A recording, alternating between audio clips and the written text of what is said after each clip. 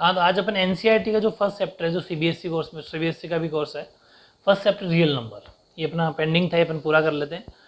1.1 की मैं बात करूं तो इसका एक बात ध्यान सुना, इसकी जो प्लेलिस्ट जो आपको बन के आएगी, उस प्लेलिस्ट के अंदर फर्स्ट जो वीडियो है वो ज़रूर देखना। ये सेकंड वीडियो होगा, वो फर्स्ट वीडियो होगा जिसके अंदर आपके पूरी बेसिक इन्फॉर्मेशन है, जितने भी नंबर्स होते हैं वो बहुत ज़रूरी है, ठीक है।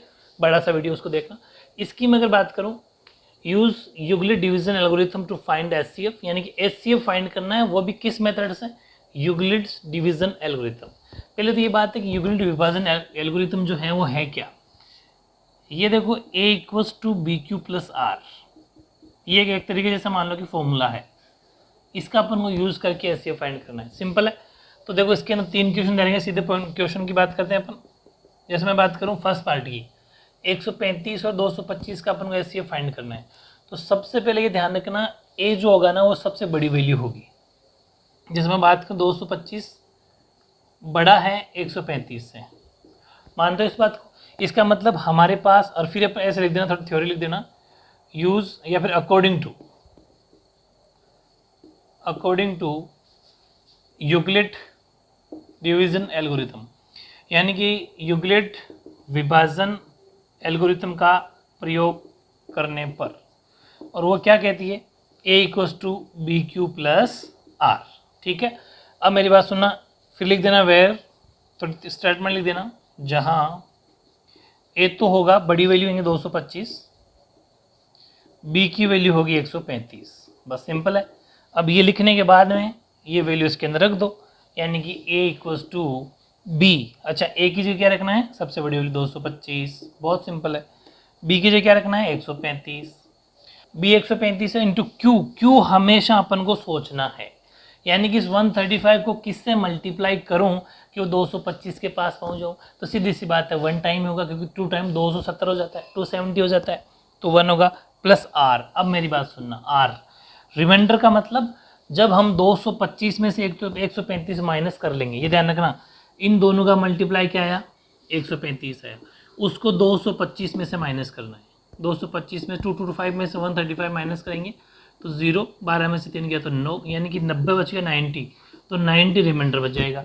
अब मेरी बात सुनो, आगे स्टेप्स क्या रहती है, इसकी बाद स्टेप रहती है, इसको ए बना लो, ये हमेशा सबसे पहले उतरेगा, ये ए रहेगा, ठीक है, वो बी हो जाएगा इंटू क्यू, फिर खुद सोचो।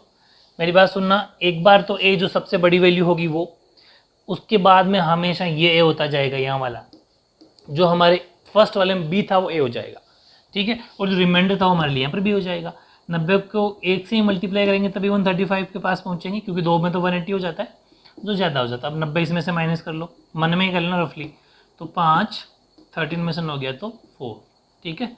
फिर ये हमारे लिए ए हो गया, इसको ए उतार लो इधर, अब वो हमारे लिए बी हो गया। अब इसको किससे मल्टीप्लाई करोगे, 90 आ जाए 2, रिमाइंडर क्या बचा 0, क्योंकि 90 में से 90 चला जाएगा तो 0। तो हमेशा एचसीएफ क्या होता है, जब तक करते रहना है। यूक्लिड क्या कहता है, यूक्लिड डिवीजन एल्गोरिथम क्या कहता है, यूक्लिड डिवीजन एल्गोरिथम का मतलब ये होता है कि जब तक उसको करते जाओ जब तक रिमाइंडर 0 ना बच जाए। रिमाइंडर 0 आ गया, इसका मतलब एचसीएफ क्या हुआ, जो हमने फर्स्ट यहाँ पर बी की वैल्यू ली थी ना वो, यानी कि 45 आपका एचसीएफ हो जाएगा, यानी कि महत्तम समापवर्ती हो जाएगा, हिंदी में हाईएस्ट कॉमन फैक्टर। तो ये ध्यान रखना 45 आपका इसका आंसर है। ऐसे आपका पार्ट सेकंड है, सेकंड पार्ट के अंदर वैल्यू है 196। अब ये थोड़ी सी बड़ी वैल्यू है, इतनी थ्योरी सेम रहेगी, इतनी थ्योरी सेम रहेगी, बार बार यूज़ नहीं करें अपन। ए की जगह हमारे पास इसमें है 38,220, यानी कि 38,220, और बी की वैल्यू है 196। अकॉर्डिंग टू वो थ्योरम जब अप्लाई करेंगे अपन, तो देखो 38,220 इधर आ जाएगा, है ना, इक्वल्स टू 196 और इंटू 195।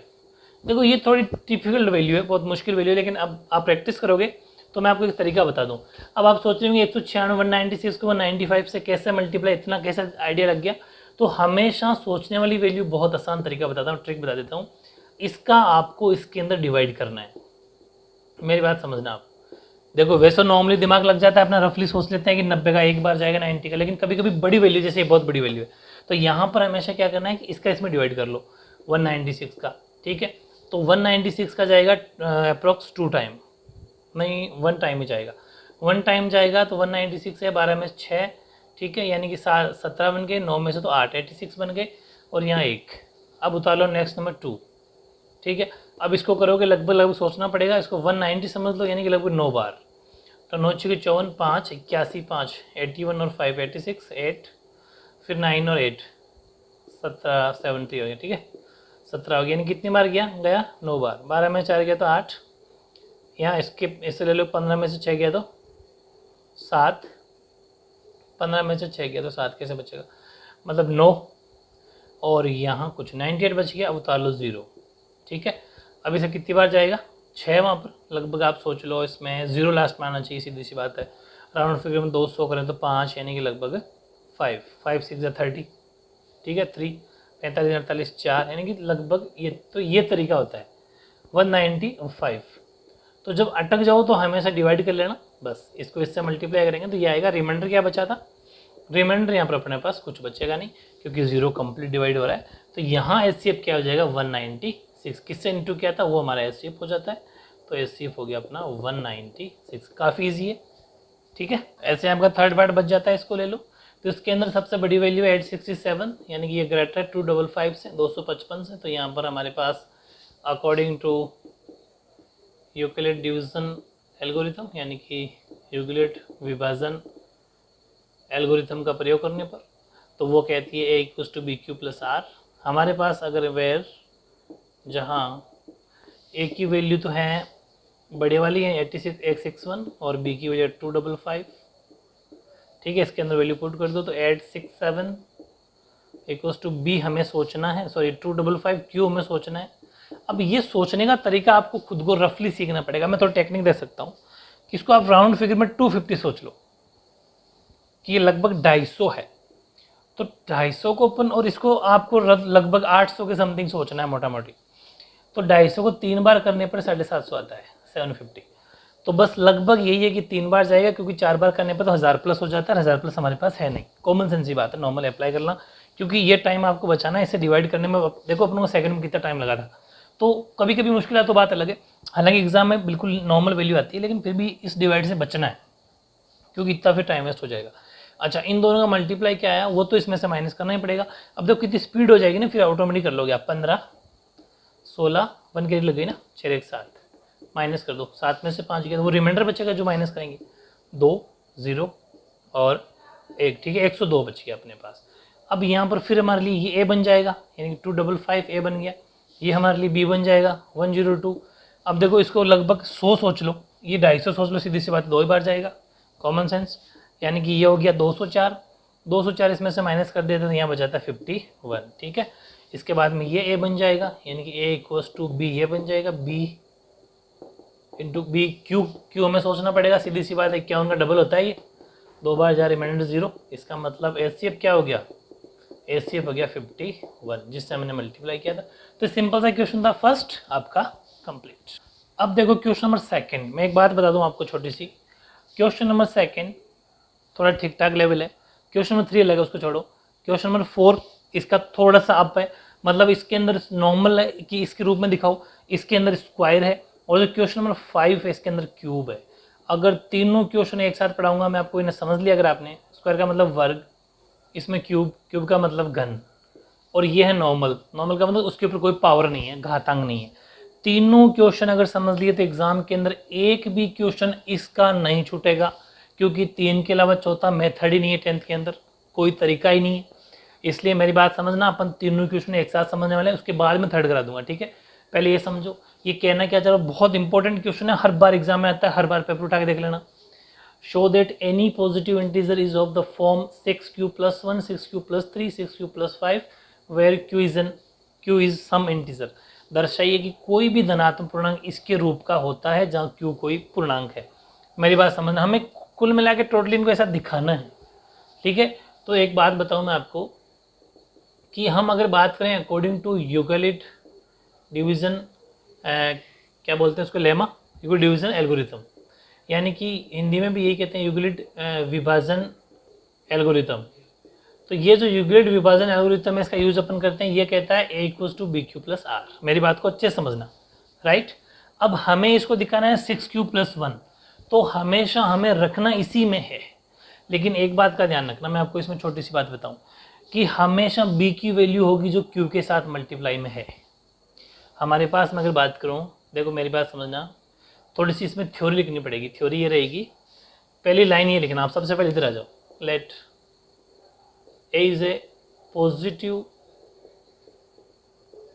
इंटीजर, ठीक है।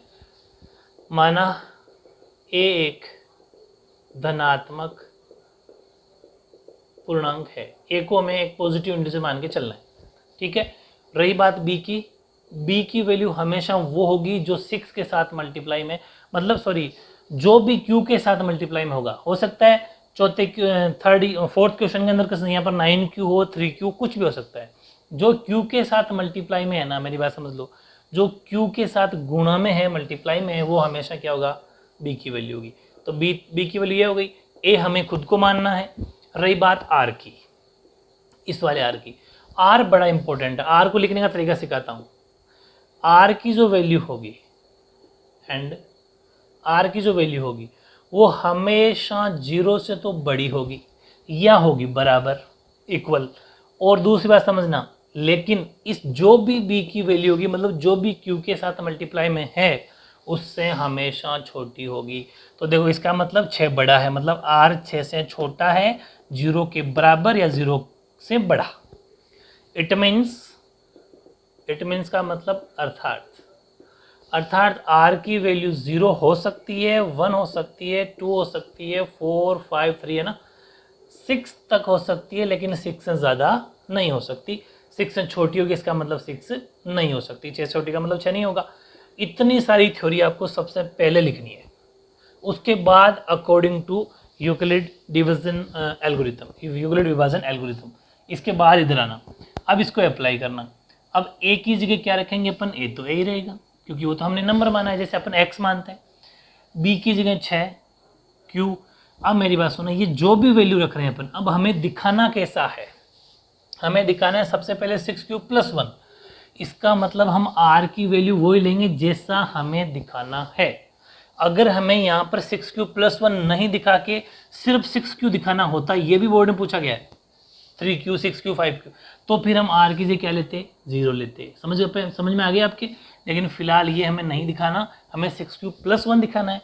इट मीन्स r की वैल्यू 1 लेने पर, ठीक है, r बराबर 1 लेने पर, taking the value of r = 1, r बराबर 1 ले लिया। r बराबर a लेते ही a = 6, b की जगह 6, q का q, प्लस का प्लस, r की जगह क्या ले लिया अपन ने, 1। तो पहला आंसर आ गया। यानी कि हमारा बहुत सिंपल है, लेकिन स्क्वायर जो क्वेश्चन नंबर 4th और 5th है वो थोड़े लेवल के हैं, लेकिन ये समझ लोगे तो वो भी आपके लिए नॉर्मल हो जाएंगे। अब इसके बाद में मैं इसको किस जैसे दिखाना है, 3 जैसा। यानी कि हम r बराबर क्या लेंगे, फिर अब 3 लेंगे। समझ पा रहे हो, r बराबर 3 लेते ही वापस इसमें रखेंगे a = b q + r, आ गया आंसर। ऐसे ही फिर हम लेंगे 5, क्योंकि हमें 6q + 5 दिखाना है, तो r की वैल्यू हम ले लेंगे 5, तो a = 6q + 5। ये तो था आपका सेकंड क्वेश्चन, बहुत ज़्यादा इजी। अब करते हैं अपन 4th और 5th, उसमें मज़ा आएगा आपको, ठीक है। अब देखो क्वेश्चन नंबर 4, मैंने कहा था स्क्वायर है, देखो स्क्वायर है ये कह रहे use Euclid's division lemma to show that the square of any positive integer is either the form 3m + 1 for some integer m। यानी कि यूक्लिड विभाजन प्रमेय का प्रयोग करके दर्शाओगे धनात्मक पूर्णांक का वर्ग, धनात्मक पूर्णांक का वर्ग, ये वर्ड जो यूज किया ना इसने, इससे क्वेश्चन का फॉर्मेशन चेंज हो गया। वैसा का वैसा ही, लेकिन हमें लास्ट में जाके क्या करना है, स्क्वायर करना है। उसको 3m और 3m + 1 दिखाना है। सबसे पहली बात, let a is a positive integer, वो सेम थ्योरी रहेगी। यानी कि माना a एक धनात्मक पूर्णांक है। इसके बाद में बात आती है b की। मैंने कहा था जो भी यहाँ पर नंबर होगा, q है तो q, m है तो m, उसके साथ जो भी मल्टीप्लाई में होगा वो हमेशा b होगा। अब यहाँ पर b है तो कोई बात नहीं, वो b हो जाएगा। जैसा दिखाना है उसके अंदर जो भी मल्टीप्लाई वो b हो जाएगा। और रही बात r की, तो r की जो वैल्यू है वो मैंने आपको पहले ही बता रखा है, सेम है, 0 से तो बढ़िया बराबर होगी, लेकिन इससे छोटी होगी जो भी b की वैल्यू है, मतलब 3 से छोटी होगी। इट मीन्स जो r की वैल्यू होगी वो हो सकती है 0 हो, 1 हो, 2, बस 3 के अलावा चौथी वैल्यू नहीं हो सकती, क्योंकि 3 से तो छोटी है। ठीक बात। अब अपन लगा देंगे यूक्लिड डिवीजन लेमा। ठीक है, तो according to Euclid division lemma, यानी कि यूक्लिड विभाजन प्रमेय के अनुसार, और वो क्या कहती है, a equals to B Q plus R. A कितना है अपने पास, ये तो हमने माना था, तो ये तो यही है। बी कितना है, बी है 3, 3, क्यू, क्यू तो क्यू ही है। अच्छा मेरी बात सुनो, यहाँ पर मैं तो चलो ठीक है अभी तो बताता हूँ, फिर आगे आगे समझ लेंगे। आर हमें क्या लेना है, तो आर हमें लेना है जो हमें दिखाना है, 3m दिखाना है। इसका मतलब आर बराबर क्या लेने पर, 0। मैंने कहा जब प्लस में कुछ भी नहीं दिखाना हो तो हमेशा 0 लेना है, आर बराबर 0 लेने पर। ठीक है, आर बराबर 0 लिया तो ए की जगह तो ए, बी की जगह आ गया आपका 3, क्यू प्लस आर की जगह 0। इट मीन्स 0 का कोई मतलब है नहीं, यानी ए बराबर 3q हुआ एक तरीके से। फिर उसने कहा उसका स्क्वायर करो, वर्ग करो। अब यहाँ लिखना है स्क्वायर बोथ साइड। ठीक है, दोनों तरफ। बस ये इतनी छोटी सी बात आई है, वहां तो यहाँ पर आंसर आ रहा था, लेकिन यहाँ पर दोनों तरफ अपन को स्क्वायर यानी कि वर्ग करना है। ठीक है, जब इसका मतलब क्या हो जाएगा, इसके ऊपर भी स्क्वायर हो जाएगा और इसके ऊपर भी स्क्वायर हो जाएगा, दोनों तरफ स्क्वायर हो गया। तो यानी कि जब इसको ओपन किया तो ए के स्क्वायर, अभी एक का स्क्वायर भले खोलो मत खोलो, ये तो हमारा माना गया नंबर है, इसको आप एज इट इज भी रख सकते हो, लेकिन एक बार लिख देता हूँ। ये जैसे ये क्वेश्चन यहाँ तक थे अपन, एक को खोलने की जरूरत नहीं है, अब इससे मतलब है सिर्फ, तो 3 का स्क्वायर 9, 9q स्क्वायर। क्या आपको 9q दिखाना था क्या, नहीं। अब समझना, हमें दिखाना है 3, इसका मतलब इसमें जो दिखाना है वो कॉमन ले लो। 3 बाहर कॉमन ले लिया, अंदर क्या बच गया, 3 कॉमन लेते ही 3 3 जा 9 और q स्क्वायर। ऐसा मान लो कि इसको अपन ऐसा लिख सकते हैं, बात तो एक ही है। अब समझना है मेरी बात, 3m लिख दिया मैंने, क्यों लिख दिया, लिख देना वेयर, जहां m बराबर 3q स्क्वायर हमने माना है। ये सिंपल सा मेथड है, यानी कि इस पूरे को जो हमें नहीं चाहिए उसको आपको m मानना है, बिल्कुल बेझिझक। समझ में आ गई, ये था। अब दूसरी बात है 3m प्लस 1 भी दिखाना है हमें, इसका मतलब अब ले लेंगे हम r बराबर 1 ले लेंगे। r बराबर 1 लिया, वैल्यू रखी इसके अंदर, a इक्वल्स टू 3, वो तो वही रहेगी बी क्यू, 3q प्लस 1, क्योंकि यहाँ r की जगह 0 था लेकिन r की जगह 1 है। फिर वही बोथ साइड स्क्वायरिंग। ठीक है, बोथ साइड स्क्वायर किया, दोनों तरफ वर्ग करने पर लिख देना हिंदी वाले बच्चे। तो इसके ऊपर भी स्क्वायर और इसके ऊपर भी अब क्या कर दोगे, स्क्वायर कर दोगे। तो ए का स्क्वायर तो भले रहने दो, यहाँ a प्लस बी का स्क्वायर खुलेगा, यानी कि A square plus B square plus 2ab। मेरी बात समझ में आ गई ना। 3 का square 9, 9q square plus 1 plus 2ab। अब मेरी बात को समझो, हमें क्या दिखाना है, ये जैसे अपन ने ब्रैकेट खोला, ए स्क्वायर बी स्क्वायर 2ab आ गया, हमें तो सिर्फ और सिर्फ दिखाना 3m प्लस 1। इसका मतलब हमें प्लस 1 तो चाहिए, इसको तो बचा के रखना है। अच्छा मैं 2ab क्यों लिख रहा हूँ, 2ab की जगह आ जाएगा 2a और b। ठीक है, 3 2 जा 6q।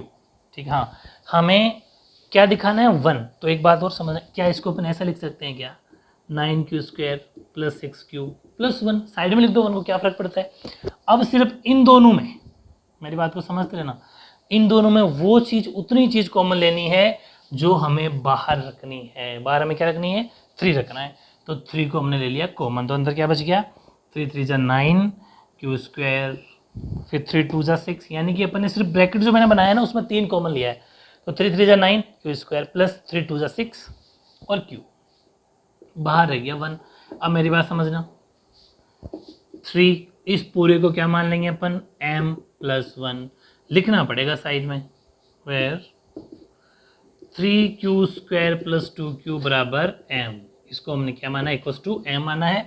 और ये अपना दोनों फॉर्मेशन जो हमें दिखाना था, 3m दिखाना था, एक 3m प्लस 1 दिखाना था, है ना डिफरेंट।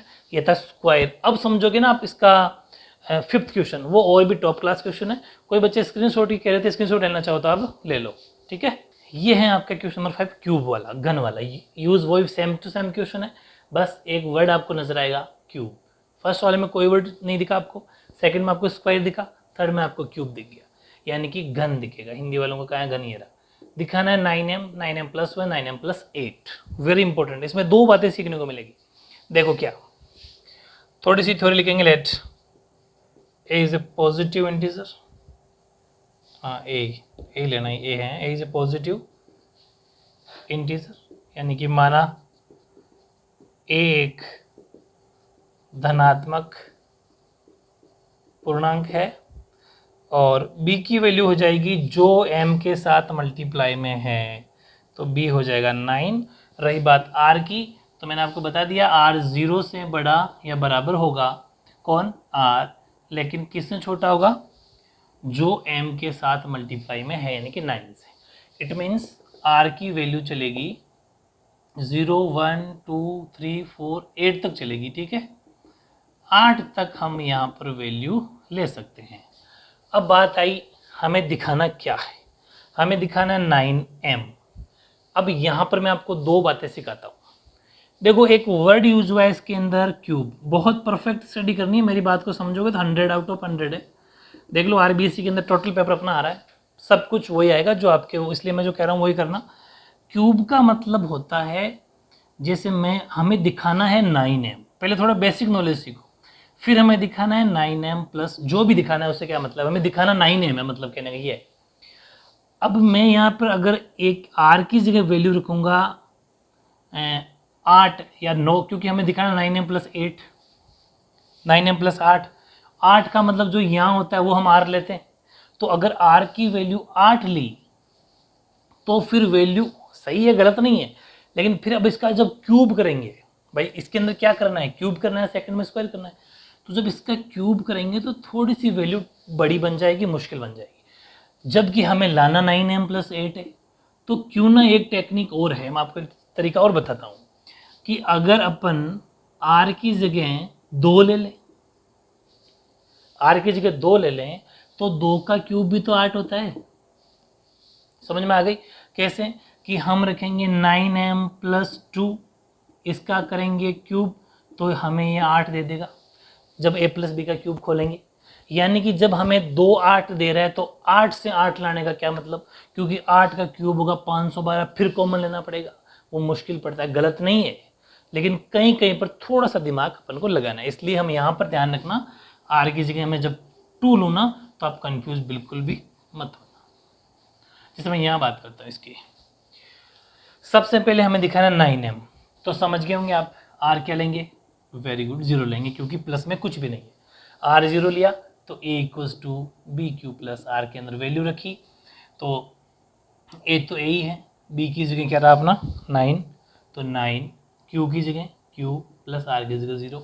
अब इसके बाद में मतलब इसका मतलब ये हुआ कि 9q ही है वो, एक तरीके से समझ गए, लेकिन अब सीधा 9q नहीं दिखाना, इसका क्यूब करना है, तो both side are cubing both side, cube का मतलब घन, दोनों तरफ ये आपको लिखना है घन करने पर, है ना, क्यूबिंग बोथ साइड, थोड़ा साइड में लिख देना।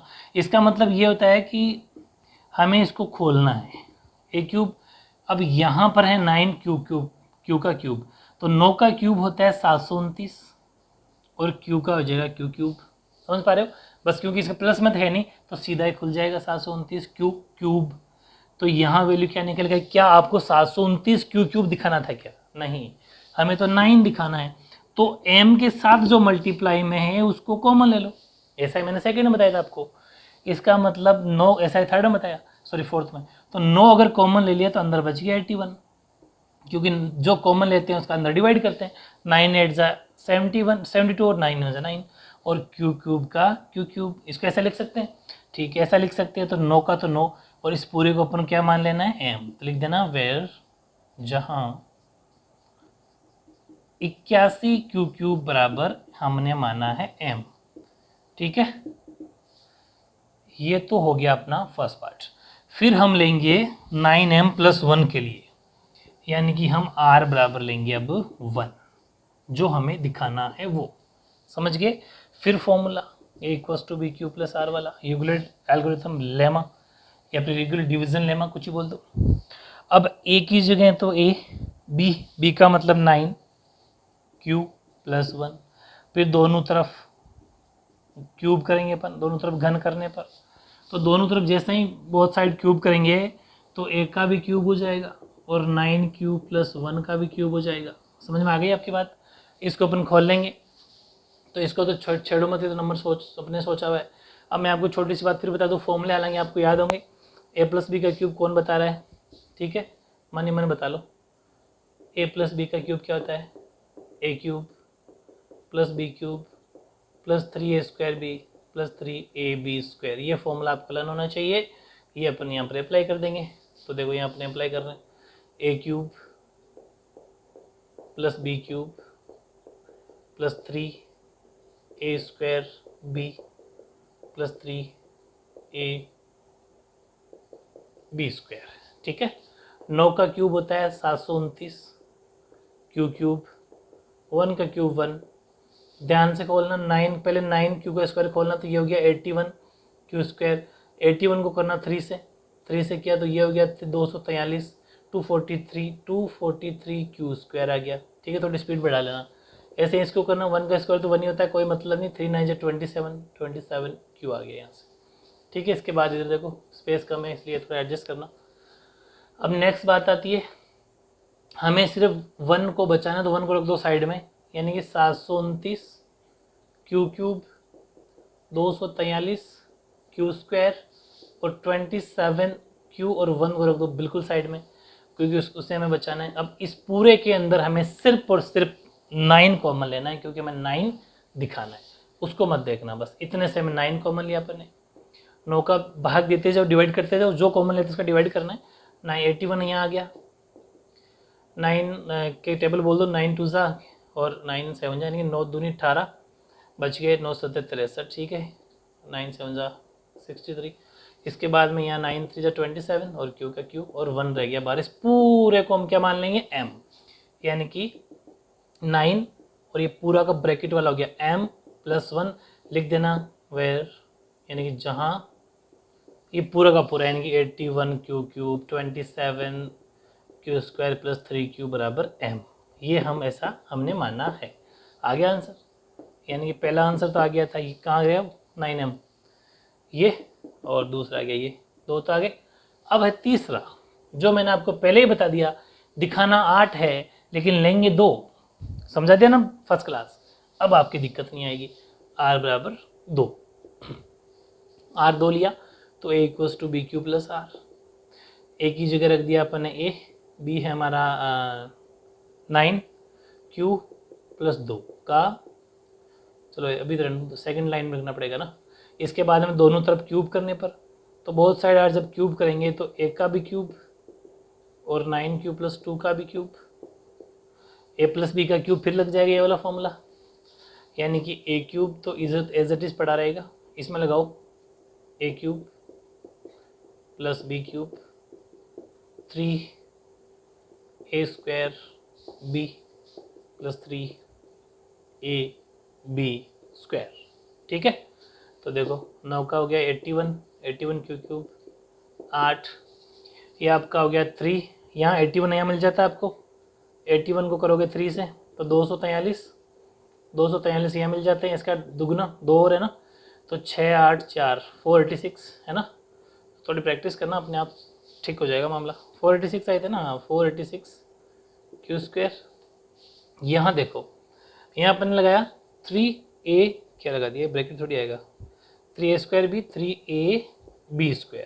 ठीक है, तो ये हो जाएगा आपका 4 और ये हो जाएगा 27, तो 27 को 4 से कर दो तो 7 28, 2 8 8 और 2 10, 108 आ गया। 108 कहाँ से निकल के आता है? ये हो गया 108 और क्यू। ठीक बात, ओके।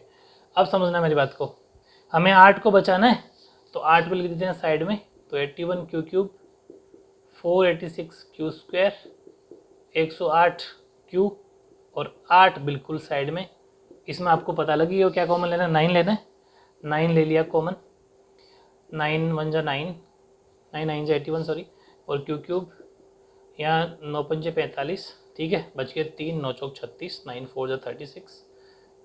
इसके बाद में बात करते हैं यहाँ, तो 12 और 8 का 8 रह गया। पूरे को पूरे क्या मानना है, समझ गए होंगे m, तो 9 इस पूरे ब्रैकेट वाले को मान लिया m प्लस 8 हो गया। परफेक्ट, तीनों आंसर आगे लिख देना साइड में, वेयर, यानी कि जहाँ 9 क्यूब 54 यानी कि 54 क्यू स्क्वायर, 12 क्यू बराबर हमने माना है 12 क्यू यहाँ पे 12 क्यू एम, ठीक है, उसको हमने क्या मान लिया एम।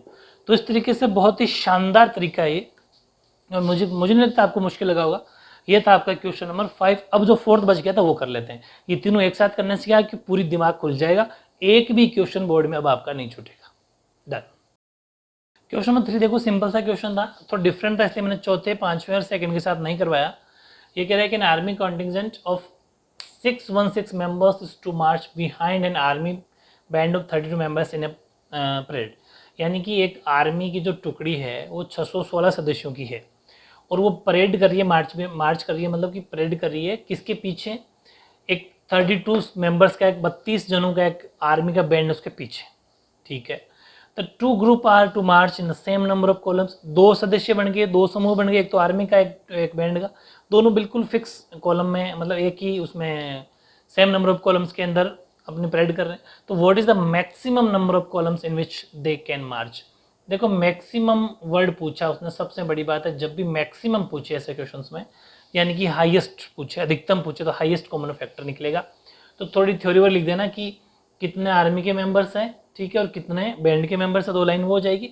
और फिर उसके बाद में आपको निकालना है कि ऐसे क्वेश्चन में जब भी आपको अधिकतम संख्या पूछे तो क्या निकालना है, एचसीएफ। तो एचसीएफ हम निकालेंगे जैसा chapter according to Euclid division lemma.